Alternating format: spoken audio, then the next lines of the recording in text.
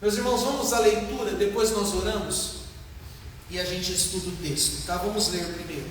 Atos 9, do 1 ao 9.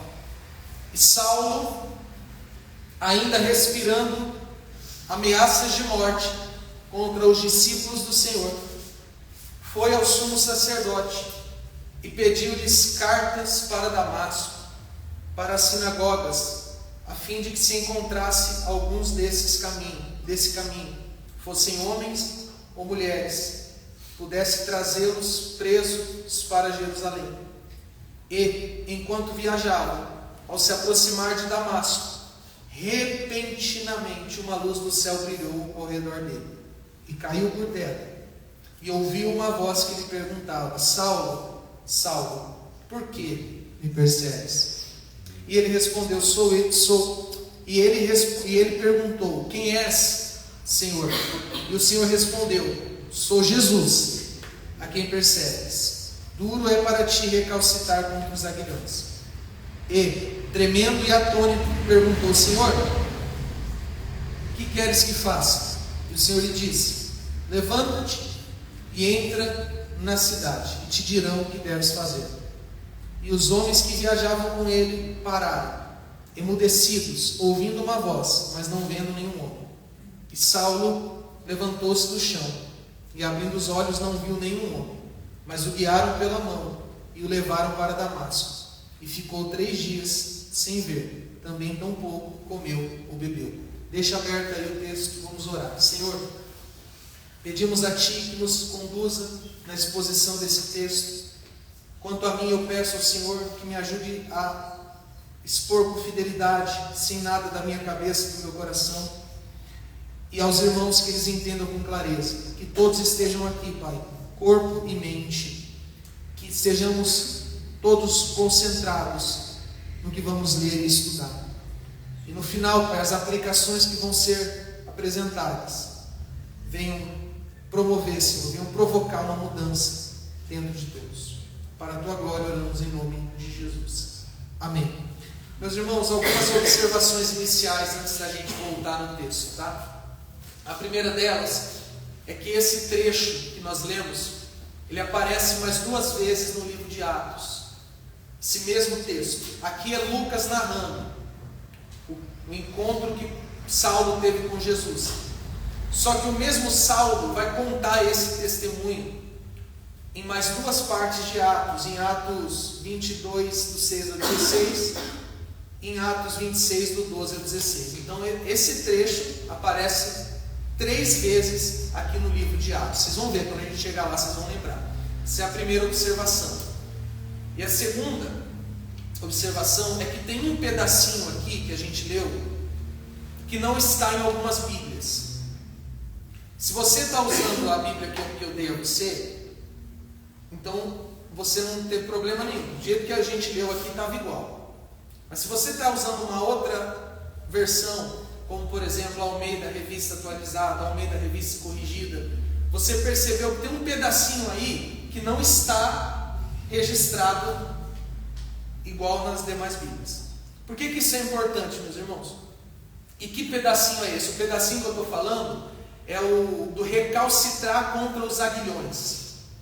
Não teve um pedacinho que a gente leu aí que: quem és tu? O Saulo perguntou e Jesus falou: eu sou Jesus, e duro a quem persegues, e duro é para ti recalcitrar contra os aguilhões. E Saulo pergunta: que devo fazer?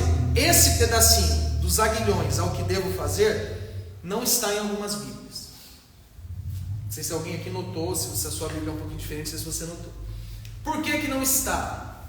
É importante explicar isso para os irmãos. Porque alguns originais, alguns manuscritos originais grego, que é a língua que foi escrita no Novo Testamento, não consta, outros constam. Então algumas Bíblias adotaram e outras não. Mas de qualquer forma, essa frase é verdadeira. Por quê? Porque lá no capítulo 26 de Atos, onde narra de novo essa história, aparece. Então, se por acaso não apareceu na sua Bíblia essa partezinha do recalcitrar contra os aguilhões, fica tranquilo, porque não é invenção, está lá em Atos 26. Não sei se os irmãos entenderam. Como a maioria de nós estamos usando essa Bíblia, Então nós vamos abordar esse pedacinho também.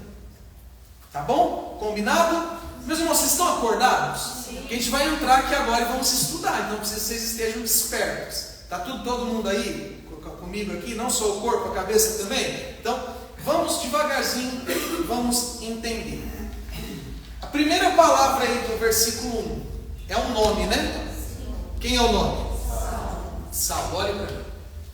Saulo, ele apareceu já 2 vezes no nosso estudo, e as 2 relacionadas com a morte do Estevão. Quando Estevão estava sendo apedrejado, as vestes dele foram jogadas aos pés de Saulo. Então Saulo estava presente na perseguição. E no início do capítulo 8, a gente viu que o Saulo consentiu na morte do Estevão. Então ele estava a favor da morte do Estevão, e ele estava entrando nas casas em Jerusalém, e ele estava prendendo e matando muitos cristãos. E quando a gente viu essa partezinha, eu expliquei para vocês quem é Saulo. Então aqui eu só vou revisar o que a gente já viu de Saulo. A gente vai ver muito Saulo a partir de agora. Então eu preciso só revisar, tá bom? Antes da gente continuar o texto. Olhe para cá e ouça.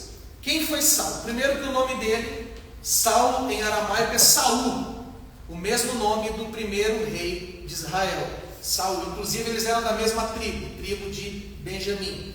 A gente viu também que Saulo tinha dupla cidadania, judaica e romana. Então ele era um cidadão judeu e romano, dupla cidadania. Ele era bilíngue, falava 2 línguas, pelo menos. Ele falava o grego e ele falava o hebraico. Inclusive quando Deus fala com ele aqui, nesse encontro, Deus fala em hebraico com ele. Está lá no Atos, no outro relato. Ele era um fariseu, discípulo de Gamaliel.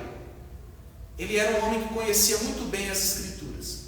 Ele era um homem que zelava pelas Escrituras. Ele era aquele tipo de homem que Jesus fala lá em Mateus 23, que dava o dízimo até do endro, do cominho e da hortelã. Era um homem que guardava de uma forma muito zelosa a lei e a tradição humana.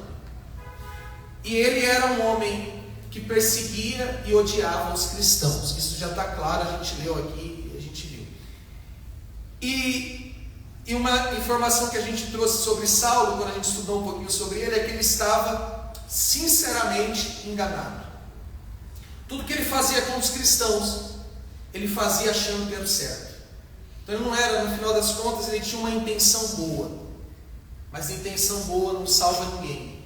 Se você está com sinceridade vivendo um engano, você está sinceramente enganado. A gente estudou isso sobre o Saulo. Então é este homem que se encontra com Cristo.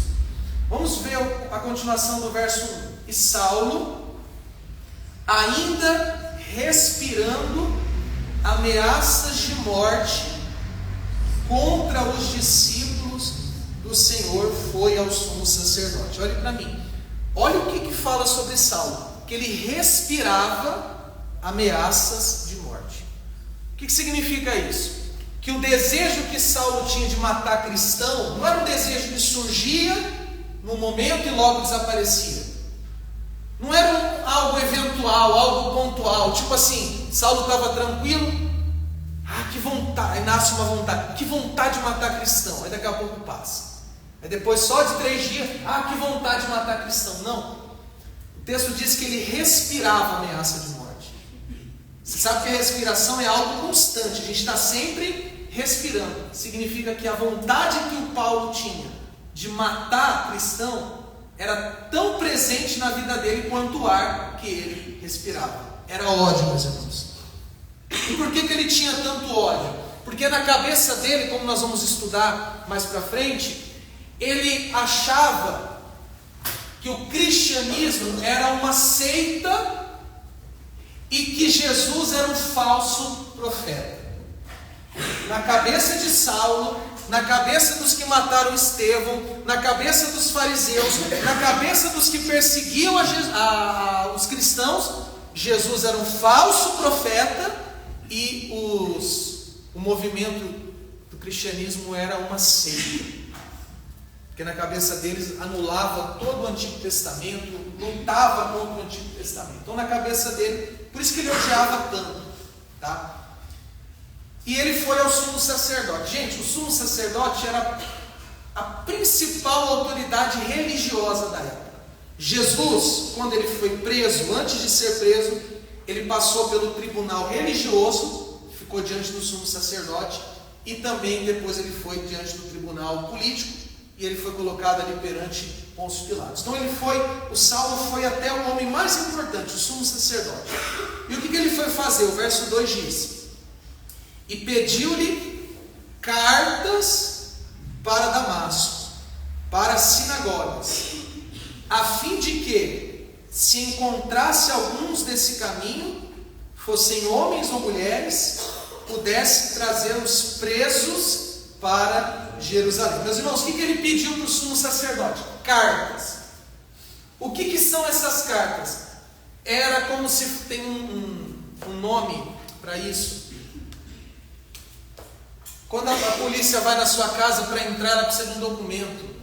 Mandado de busca. É mais ou menos isso. Ele foi até o sumo sacerdote e pediu um mandado de busca para entrar nas sinagogas que ficavam na cidade de Damasco, a capital da Síria, para ele entrar nessas sinagogas com uma autorização oficial para prender os cristãos e levar os cristãos presos até a cidade de Jerusalém.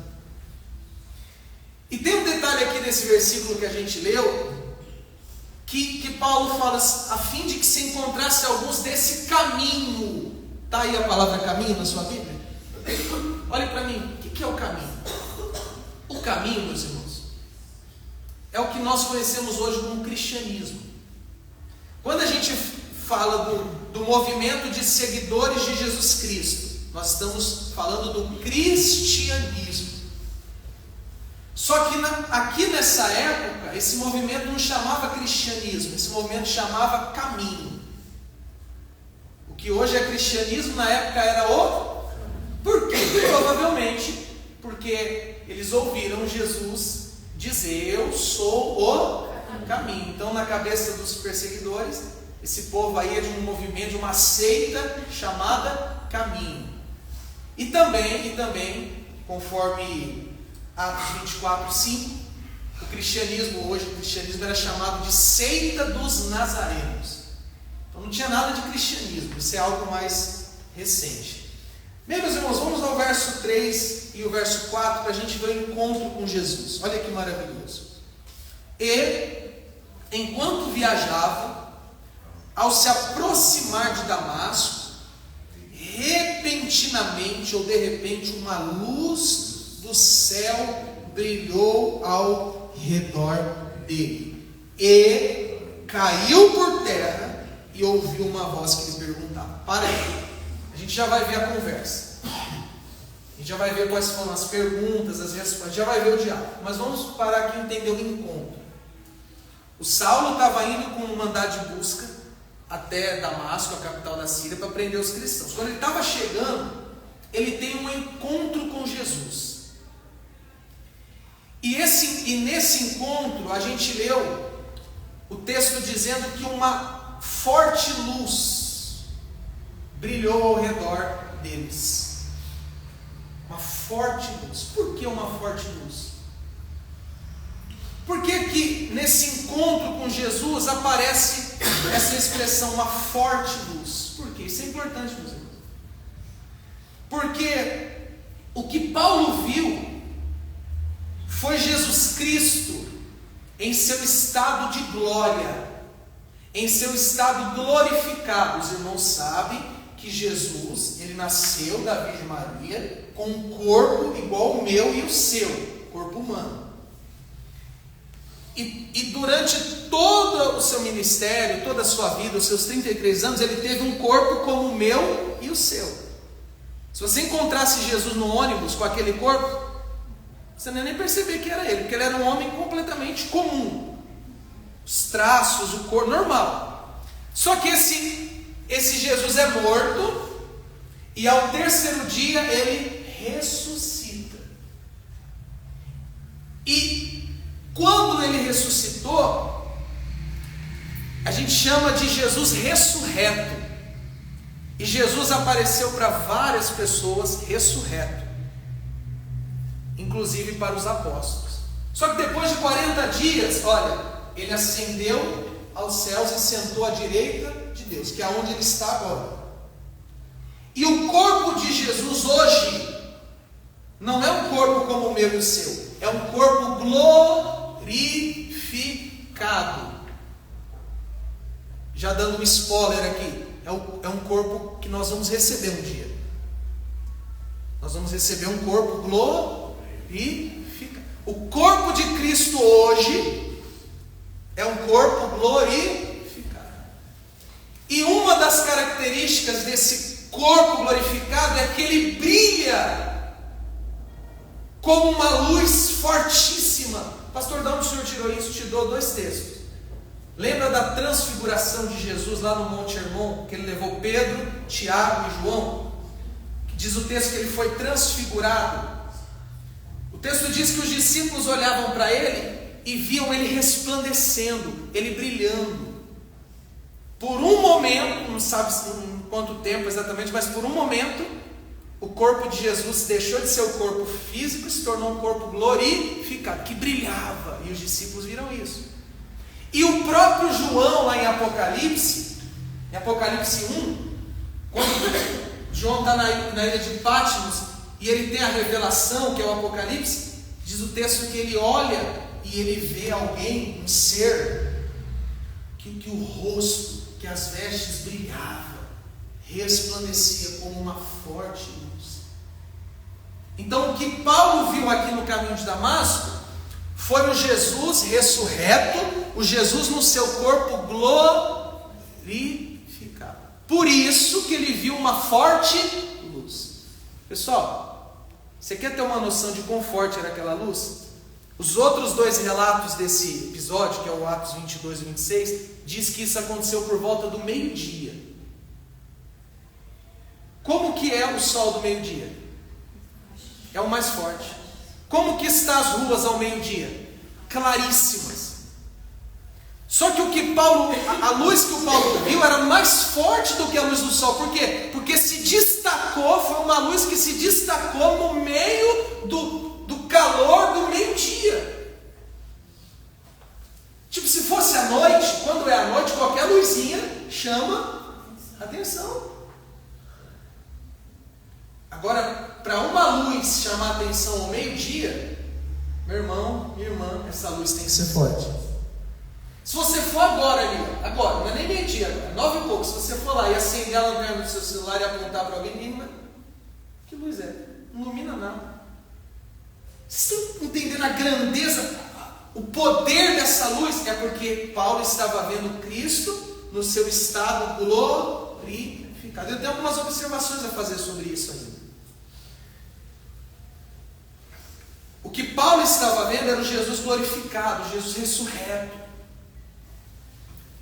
E Paulo vai dizer lá em 1 Coríntios 15, 8, que depois que Jesus ressuscitou, ele apareceu a várias pessoas, ele apareceu aos discípulos, os apóstolos, e por último, atenção, por último, Paulo diz, por último, Cristo apareceu a mim. Por último, Cristo apareceu a mim. O que isso significa? Que o último homem a ver Jesus glorificado foi Paulo. Depois de Paulo, ninguém mais viu Jesus glorificado. Veremos quando chegarmos no céu. Por que isso é importante? Porque se alguém um dia chegar para você e disser assim, eu vi Jesus, e eu vi ele com uma luz tão forte, e eu vi ele, desconfie. Algo de errado não está certo. Porque o último que viu Cristo nesse estado de glória foi Paulo. E sabe qual que é a outra importância que nós temos aqui? Paulo é chamado de quê? Apóstolo. Se os irmãos não entenderem isso, vocês vão perder uma informação importantíssima para a nossa vida. Paulo é chamado de apóstolo. Meus irmãos, Para você ser um apóstolo, uma das exigências era ter visto Jesus depois que ele ressuscitou. Todos os 12 apóstolos, exceto o Judas, que tirou a própria vida antes, mas os 11 apóstolos viram Jesus depois que Jesus ressuscitou. O Matias, que foi escolhido lá em Atos 1, a gente viu como substituto do Judas, também tinha visto Jesus ressurreto. Então, para Paulo ser um apóstolo, ele teve que ver Jesus ressuscitado. Você liga a televisão hoje, você vai ver um monte de gente dizendo: eu apóstolo, eu sou apóstolo. Já viu? Apóstolo fulano, apóstolo ciclano. Não é apóstolo coisa nenhuma, a não ser que ele tenha visto Jesus glorificado. E aí é complicado, porque Paulo disse que ele foi o último a ver Jesus glorificado. Uma das coisas que vocês vão aprender no nosso curso de membros nos próximos meses é que não existe apóstolo. A pessoa que se diz apóstolo, ela tirou isso da própria cabeça, do próprio coração. Porque uma das exigências era ter visto Jesus glorificado, ressuscitado. A outra exigência, ter sido comissionado pela boca do próprio Senhor Jesus. E Paulo vai ser, mas a gente vai ver no próximo domingo. E tem que ter feito grandes milagres, coisas extraordinárias. Não é coisa forçada, inventada, sugestionada, não. Milagre mesmo, é um dom. Porque Jesus tinha dado esse dom aos apóstolos: purificar leprosos, ressuscitar imortais. Vocês vão fazer isso. E o apóstolo, ele tinha o dom de fazer esses milagres. Isso é importante os irmãos entenderem, para não sair acreditando em qualquer um que diz que é apóstolo. Não tem apóstolo. A era apostólica acabou no primeiro século. Deixa eu ver se tem mais alguma informação antes da gente avançar aqui.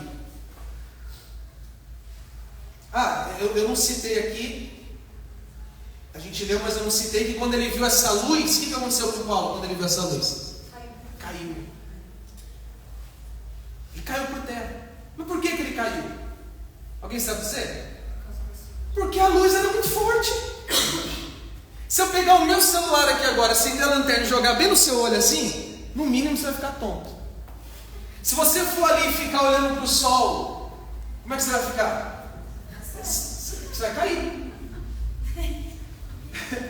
Por quê, meus irmãos? Porque a luz era muito forte. Então Saulo caiu porque a luz era muito... Não foi só ele. Você vê pessoas que viram a Deus assim no Antigo Testamento, elas... Porque é muito forte. Só que alguns pentecostais, eles tomam esse texto para justificar aquela bizarrice que acontece dentro de muitas igrejas, que a pessoa cai. Já ouviu falar do cair pelo poder? Fulano cai, começa a rodar, é porque recebeu o Espírito Santo. Mentira. Isso daí, meus irmãos, isso daí é invenção. Ele caiu pelo simples motivo de que a luz era muito forte. E foi tão forte que ele ficou 3 dias sem ver. A gente vai olhar daqui a pouquinho lá. Bem, dito isso, deixa eu ver se tem algo a mais para citar desse versículo. Tem sim. Vocês viram aí que foi algo repentino. Vocês leram aí que essa luz brilhou, esse encontro aconteceu de forma O que é algo repentino? De repente, do nada, ninguém estava esperando. Meus irmãos, quando Saulo estava caminhando rumo a Damasco para Jesus Cristo, ele não estava buscando Jesus. Ele não estava tipo assim lá no cavalo dele, sei lá se era um cavalo, no transporte. Ele não estava assim: bem que Jesus podia aparecer para mim aqui. Eu não quero mais essa minha vida, eu quero Cristo. Eu quero conhecer. Nada. Ele estava respirando ameaças de morte, ele queria matar os cristãos. Por que é importante dizer que foi de repente? Por 2 razões. Por 2 razões. A primeira delas é que não foi nada sugestionado. O que é algo sugestionado? É algo estimulado, é algo provocado. Tipo assim, nem tinha como, né? Mas sei lá, não tinha um som na carroça, um fundo musical bonito assim, umas luzes, alguém tocando uma harpa, aí o Saulo começou a entrar naquele clima, ou alguém dizendo assim para o Saulo: a qualquer momento Jesus vai aparecer. Não tem nada disso. Muitas das experiências que as pessoas alegam ter com Deus no dia de hoje são coisas sugestionadas. A pessoa está num ambiente onde tem alguém falando: vai acontecer isso, vai acontecer aquilo, se prepara. A pessoa vai criando uma expectativa. E aí a pessoa fica naquela, aí bota um fundo, aí bota alguém e tal, e luzes, e não sei o que, a pessoa vai entrando naquilo. Não teve nada disso com Saulo. Ele estava nem pensando em nada. O segundo ponto importante, meus irmãos, sobre isso, para a gente avançar um pouco, é que isso nos revela, esse fato de ter sido repentino, nos revela que não foi Paulo que encontrou Jesus, foi Jesus que encontrou. Isaías certa vez disse, Deus usando Isaías disse assim: eu fui achado por um povo que não me procurava, eu fui encontrado por um povo que não me buscava, se referindo aos gentios. Meus irmãos, isso é um princípio da salvação que eu vou abordar no final de tudo. Não é a gente que vai atrás de Deus, é Deus que vem atrás da gente. Não é a gente que busca Deus, é Deus que nos busca. Sem a gente perguntar, Deus diz: eu estou aqui. Então, se hoje você está aqui buscando a Ele, é porque Ele buscou você. Não parte de você, não parte de mim, não partiu de Paulo. Cristo escolheu Paulo, não o contrário. Agora podemos avançar para a parte B, do verso 4 até o 6. Vamos lá. Finalzinho do 4 até o 6. E ouviu uma voz que lhe perguntava, verso 4. Qual foi a pergunta? Saulo, Saulo, por que me... Vamos por partes aqui? Olha a pergunta de Cristo. Saulo, Saulo, por que me... A pergunta de Cristo nos mostra duas coisas. Primeiro, que Jesus fez Paulo pensar. Jesus fez Paulo refletir sobre o comportamento dele, sobre a vida dele. Porque quando você faz uma pergunta para alguém, você está levando aquela pessoa a refletir. As perguntas nos servem para nos trazer reflexão. Então, quando Jesus, Saulo, por quê? Por qual razão? Jesus despertou em Paulo uma reflexão, que a gente vai ver no final. E a segunda coisa que a pergunta nos revela é, sabe o quê? Que Saulo não estava perseguindo os cristãos, Saulo estava perseguindo Cristo. Todo aquele, meus irmãos, que persegue um cristão, está perseguindo Cristo. O Saulo não estava lutando contra os cristãos, o Saulo estava lutando contra o próprio Cristo. Porque Jesus não perguntou assim: Paulo, por que você persegue os meus servos? Paulo, por que você persegue os meus discípulos? Paulo, por que você persegue os meus seguidores? Não! Paulo, por que você me persegue? Vou falar uma coisa aqui que vocês vão lembrar agora. Lembra do Gamaliel que a gente estudou aqui? Que vamos matar ele, vamos matar ele. Gamaliel falou: calma, deixa o tempo passar. Se esse movimento não for de Deus, vai acabar. Mas se for, aquele que se levanta contra o movimento, se levanta contra o próprio Deus. E o Gamaliel tinha razão.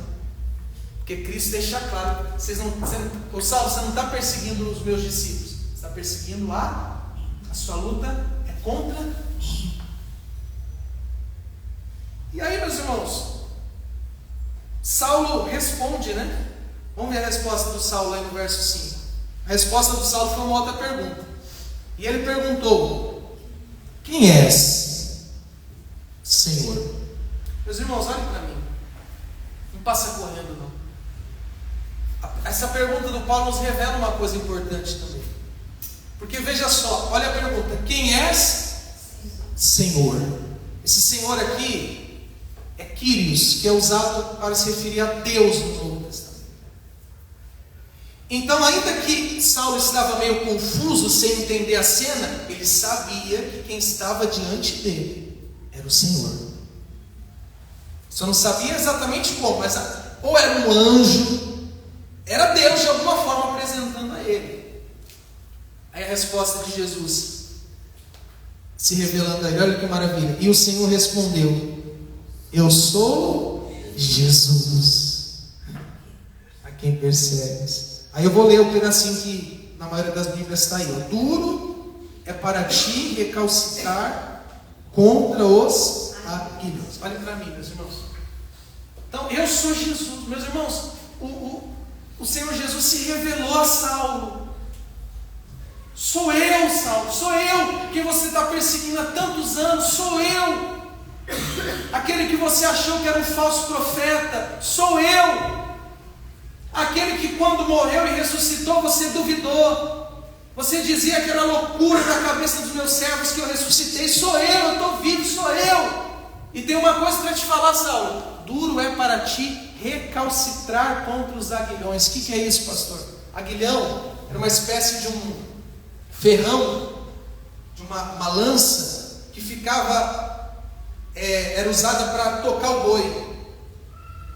O boi emperrava. Aí vinha espetava, aí o boi levantava e continuava.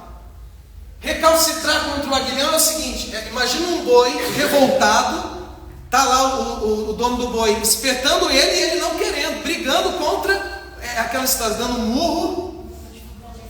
O que acontece se você der murro em ponto de faca? O que acontece se um boi lutar contra aquele espeto? Machuca. O que Jesus está falando para Paulo é: Paulo, você só está se machucando. Você está lutando contra um aguilhão, você está só se prejudicando. Lutar contra mim, Saulo, é sinônimo de você se machucar, de você se ferir. Você está só se prejudicando. E aí o Saulo faz a pergunta a ele, e tremendo e atônito, perguntou: Senhor, o que queres que eu faça? E o Senhor lhe disse: o que? Levanta-te e entra na cidade, e te dirão o que deves fazer. Bem, meus irmãos, então, olhe para mim. O Senhor Jesus se revelou a ele, e o Senhor Jesus deu uma ordem para ele. Qual foi a ordem? Entra na cidade. Sabe o que Saulo ia encontrar na cidade? A gente vai ver semana que vem. Irmãos em Cristo. A igreja de Cristo se reuniu em Damasco. E o que Jesus estava dizendo para Saulo é: Saulo, vai para junto dos seus irmãos. Porque cristianismo não é uma pessoa. Cristianismo é um grupo de pessoas que se reúnem para servir, buscar e adorar a Cristo. Igreja não sou eu, igreja somos nós. Mas isso a gente vai ver semana que vem. Vamos continuar. 8, 9. 7, perdão. E os homens que viajavam com ele pararam, emudecidos, ouvindo uma voz, mas não vendo nenhum homem. Meus irmãos, olha que interessante. Os homens viram a luz, os homens ouviram a voz, mas não entenderam o quê? A primeira razão, e a razão mais lógica, eles não entenderam por quê? Porque Deus falou com Saulo em hebraico, nos outros 2 relatos. E esses homens não falavam hebraico, eles falavam aramaico, então eles não entenderam nada. Alguns falavam grego também, eles não entenderam. Só que Deus não poderia ter falado de uma forma compreensível a todos eles? Deixa eu fazer uma pergunta para você. Quem é que precisava de conversão naquele momento? Era somente o Saulo ou os que estavam com ele também precisavam? O que você acha? Todos. Mas por que Jesus não se revelou aos outros? Por que Jesus se revela pontualmente a Saulo? Por quê? Você sabe? Te digo. Vou te dizer agora. Vocês estão preparados? Porque Ele quis. Porque Ele não quis se revelar aos outros. Porque se ele quisesse, ele teria se revelado. A gente não sabe se depois desses, mas naquele momento é você. Pastor, Deus pode fazer isso? Não sei. Pode? Não, pastor, para mim ele não pode. Então leia lá Romanos 9 e veja o que Paulo vai dizer aos que estavam questionando ele. Pode por acaso o barro questionar o oleiro, por que me fizeste assim? Em outras palavras, vai reclamar. Pastor, mas é justo Deus se revelar a Saulo e não se revelar aos outros? É justo Deus escolher Saulo e não escolher os outros? Deixa eu te explicar uma coisa. Eleição não é questão de justiça. Porque se Deus fosse unicamente justo, ele não se revelaria a Saulo. Ele mandaria Saulo direto para o inferno, que é o que Saulo merecia. Quando Jesus se revelou a você, ele não foi justo naquele momento, ele foi misericordioso. Então, Deus se revelou um, não se revelou outro, Deus não é justo, não. Pela justiça, ele não se revelaria a mim. Pela justiça, ele não salvaria ninguém. Mas esse é assunto que nós vamos ver depois. Verso 8 e 9, vamos lá. E Saulo levantou-se do chão, e abrindo os olhos, não viu nenhum homem, mas o seguiram pela mão, e o levaram para Damasco, e ficou 3 dias, sem ver, tampouco comeu, e o quê? 2 pontos importantes aqui para a gente finalizar e entrar nas aplicações. O primeiro, ele ficou 3 dias sem ver, não conseguia comer, não conseguia beber. Pastor, isso é um jejum? A Bíblia não fala se é um jejum. Pastor, por que ele ficou sem ver? Porque a luz foi muito forte, que cegou ele durante 3 dias. Só que o outro detalhe que é o mais importante aqui, eu já estou acabando. Quando Jesus apareceu para o Saulo chamou Jesus de quê? Senhor. Quem és tu, Senhor? E quando Jesus manda ele entrar na cidade, e ele entra, a gente percebe que Saulo não apenas chamou Jesus de Senhor, mas obedeceu a ordem do Senhor. Jesus disse certa vez: nem todos que me dizem Senhor, Senhor, entrarão no reino dos céus. A prova de que o Saulo foi salvo, e que a prova de que o Saulo considerava Cristo Senhor, é que o que Cristo mandou ele fazer, ele, porque não se separa salvação de senhorio. E ele foi.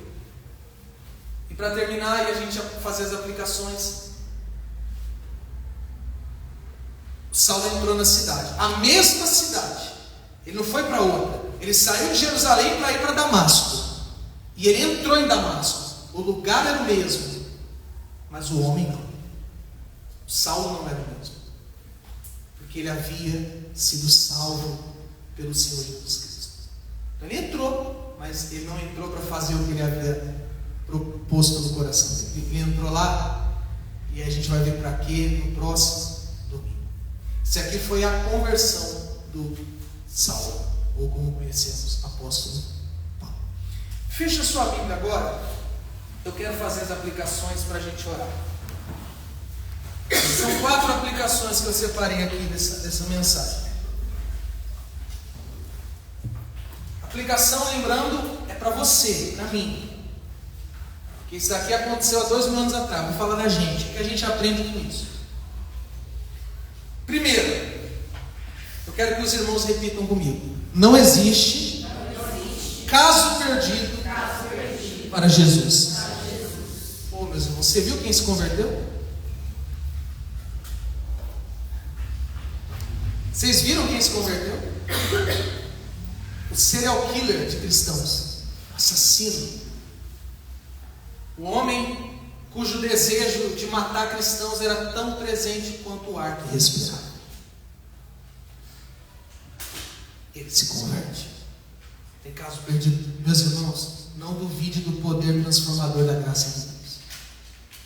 Quando Deus decide salvar alguém, pode ser um salvo, ele salva. E ele não perguntou para o Saulo se ele queria. E aí, Saulo, você me aceita? A gente tem esse costume, né?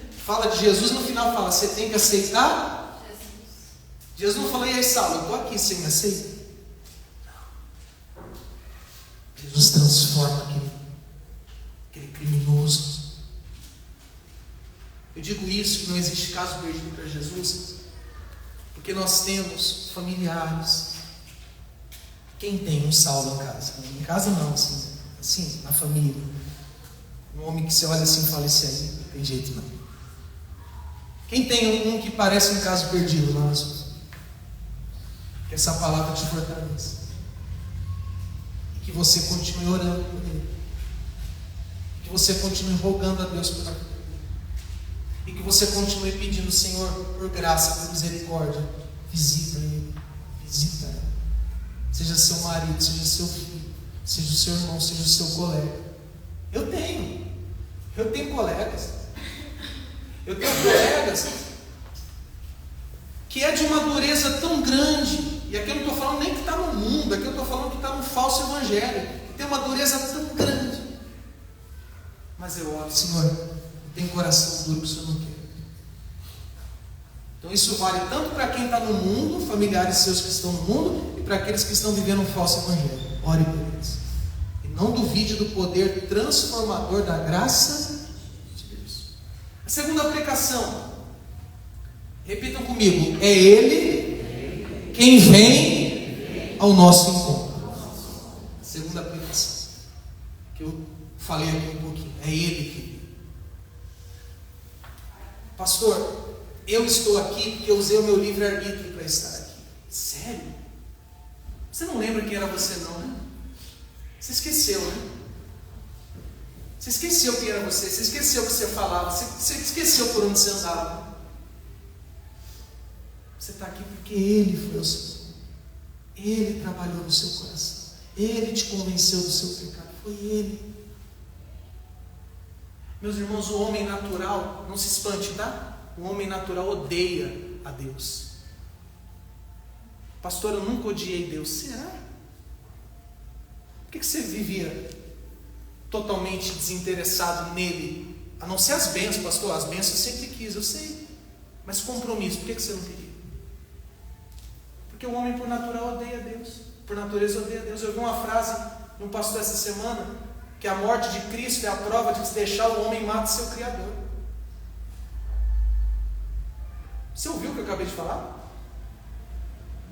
A morte de Cristo é a prova de que se deixar, o homem mata o seu Criador. Para o homem natural era melhor que Deus não existisse. Eu estou falando de mim e de você antes da nossa conversão. Então não vem com essa, eu escolhi, eu quis, eu desejei. Ele foi o Senhor. Ele te tocou. Ele te transformou. Ele te atraiu. Então, como diz o outro, nós temos que abaixar nossa bola. Deixar de lado o nosso orgulho. Talvez você olhe alguém que não é convertido, você fica assim, como eu já fiz. Você fica assim, mas ele também teve a mesma oportunidade que eu decidi, é porque eu escolhi. Você que não bota o teu rosto no chão e reconhece que você é pó, e que se você está aqui é porque Cristo te salvou, que você vai ver.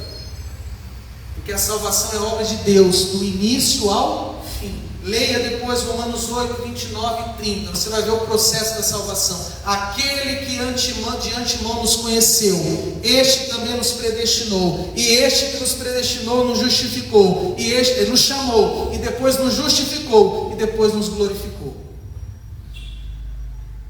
É a obra de Deus do início ao fim. Então não há motivo algum para você estufar o peito e se achar melhor do que o ímpio, do que o pecador. Terceira aplicação, é uma pergunta. Qual foi a pergunta de Jesus para Saulo? Saulo, por que você está fazendo isso?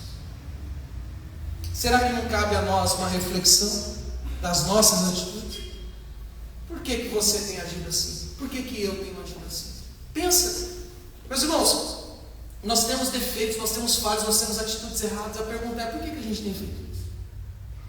Para para pensar um pouco. Para para pensar. O que, pastor? Eu não sei, eu não quero ficar aqui falando de atitudes erradas, mas cada um tem uma consciência. Por que você tem feito isso? Para um pouquinho e pensa, por que eu tenho agido assim? Por quê? Porque essa reflexão, meus irmãos, tem um poder muito grande de nos despertar para atitudes e pensamentos e sentimentos que nós temos que não deveríamos ter, e buscar em Deus ajuda para nos livrar deles. E a última aplicação: Jesus, para Saulo, foi Salvador e Senhor. Não tem como separar a salvação e o senhorio de Jesus. Se Ele te salvou, Ele é o teu Senhor. Se Ele é o teu Salvador, Ele é o teu... A ordem é essa: Jesus é o seu Salvador e depois o seu... A sua obediência não te salva, mas a salvação que você recebeu te leva a obedecer a Cristo. A ordem, a palavra de Cristo. Vamos ficar de pé, meus irmãos. Alguém já falou assim para você? Você já ouviu algum discurso assim? Esse negócio de salvação pela graça é para você, isso é desculpa para ficar pecando. Ou você já ouviu alguma coisa desse tipo? A pessoa que fala isso é porque ela é ignorante, como um dia eu fui. Porque está claro aqui: Saulo foi salvo pelas obras dele, pelo mérito dele. Saulo foi salvo pela graça de Deus. E lá em 1 Timóteo 1, se eu não me engano, ele vai dar testemunho disso aqui. Só que a mesma graça que o salvou, o santificou, porque agora ele obedece. O que o Senhor quer que eu faça? É para entrar ali? Então eu vou. Se Jesus falasse, volta lá, eu vou. E a gente vai ver isso na história do Saulo, porque todo salvo é santo. Todo que foi salvo, ele obedece. Vamos orar, meus irmãos. Senhor,